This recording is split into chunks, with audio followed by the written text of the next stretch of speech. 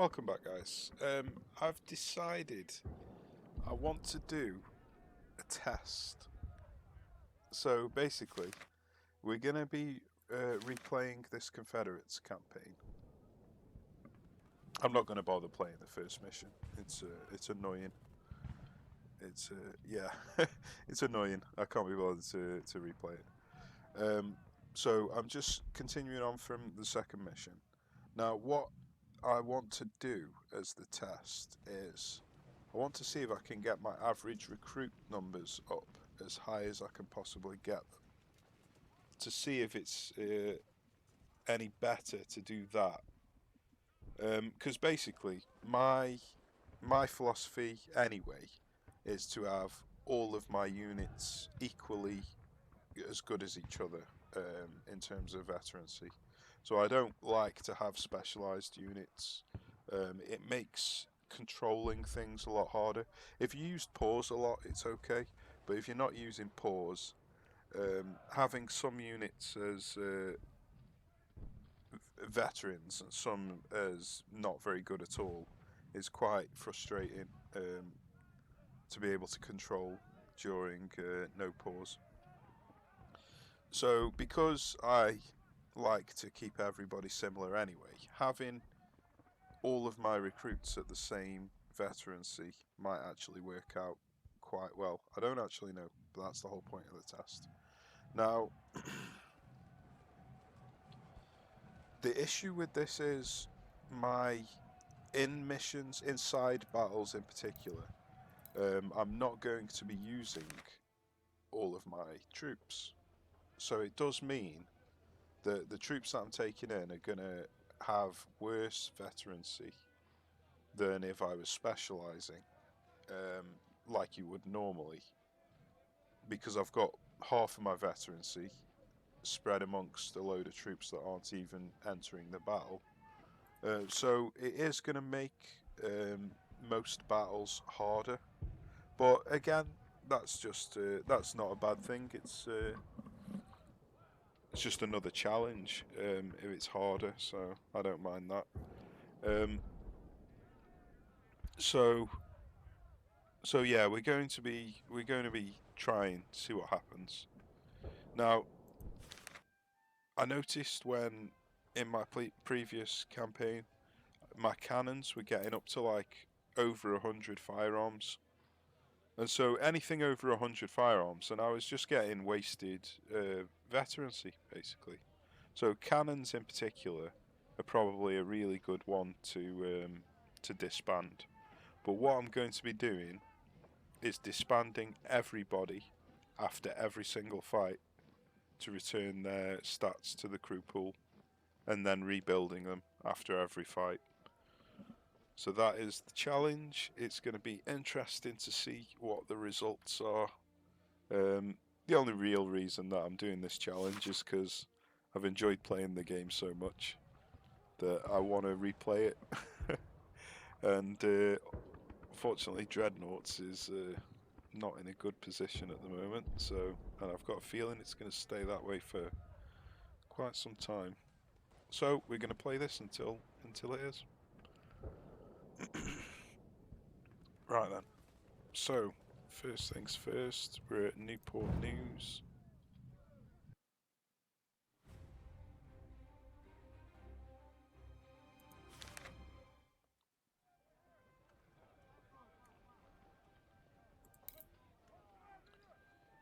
So, there's obviously no point in disbanding these. So we've got 2,700, so 3,000 men basically. So we can have one cannon unit and 2 infantry units.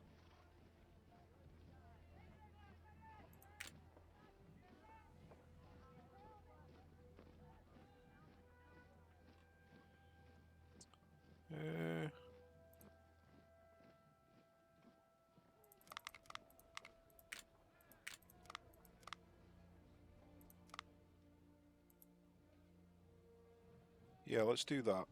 And then I have 2 infantry units at 1,400.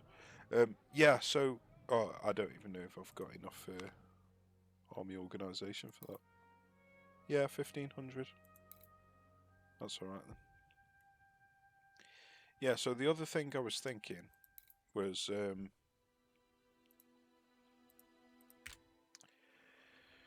basically during my last playthrough of the campaign, I noticed that when I was making huge divisions of like 2,500 men, their stats were remaining really, really high when they dropped down to like 1,500 men. So I'm thinking if I make huge doom stacks and then disband them, I'm going to get more average veterancy, because I think you get the veterancy. How do I word this? If 2,500 men and 1,500 men do the same damage in combat, the 2,500 men will get the same veterancy, but for 2,500 men's worth as the 1,500 men. So if it was 1,250 men, you'd basically be getting double the amount of veterancy for the same amount of work.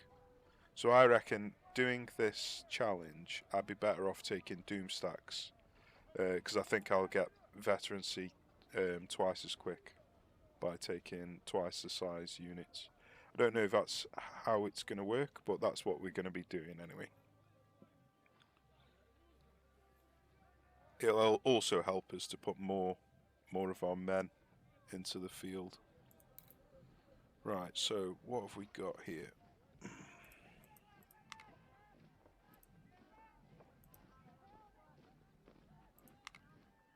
So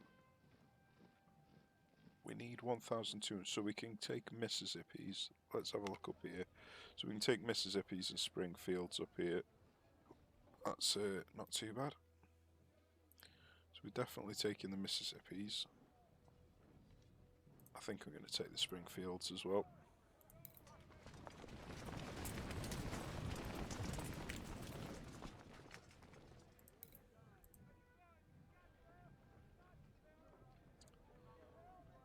So 1,420.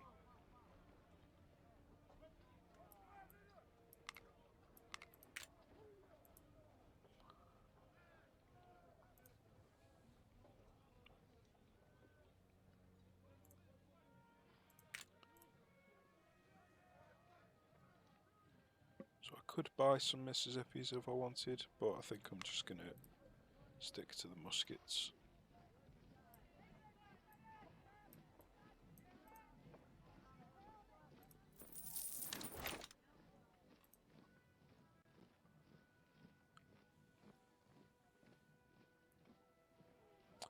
Okay.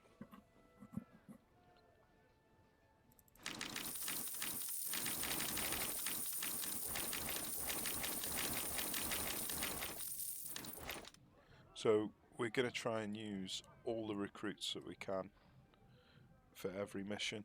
Even if it pushes the scaling up, it doesn't matter. Right then, here we are, back at the beginning. So I'm not going to overwrite any of the saves. These ones I can, but not the previous ones. Because I basically want to compare the stats of the previous run, so I don't want to overwrite any saves. And then we're going into Newport News, so let's see how we get on.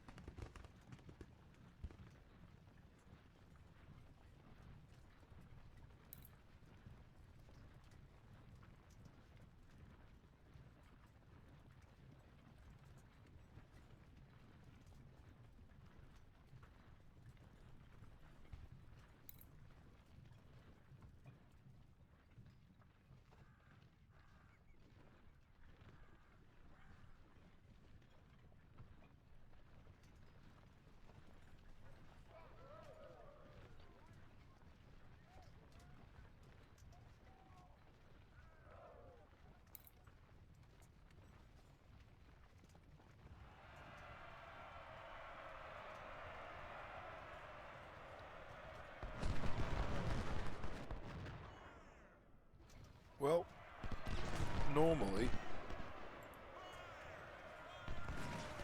you can avoid all of these and take out the cannon. Apparently, not this time. Let's see if we can get out of there. Probably not.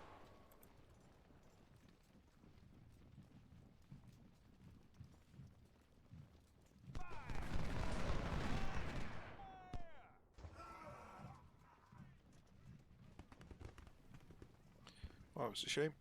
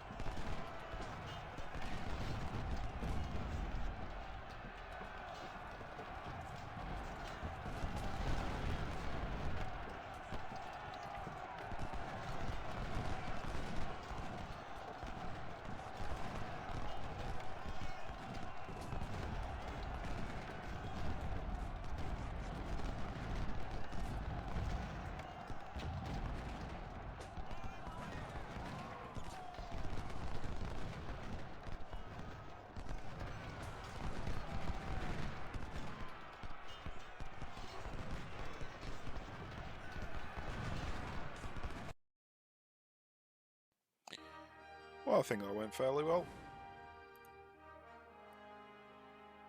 Took 422 losses on the musket, 398 on the Mississippi, 28 losses on the cannon. That's a shame. So we've lost a cannon. He got wounded. I don't think he was one of ours though. Captured some cavalry guns, a few Springfields, nothing to shout about.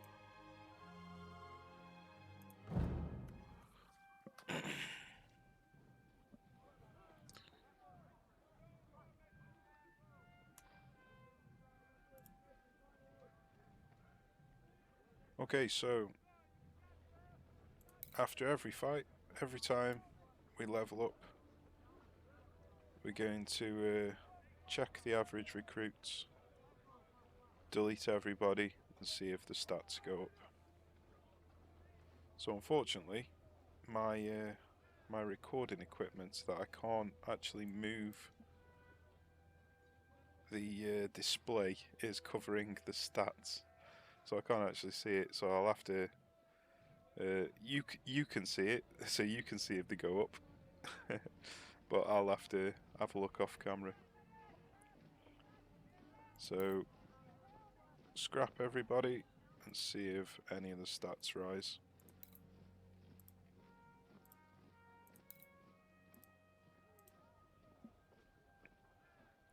So yeah, I don't know if they went up because I can't see it, but I'll soon see once the recording's ended. So that is the end of the first attempt of this strategy. So we'll continue this on for the rest of the campaign. So cheers for watching, take care, I'll see you in the next one.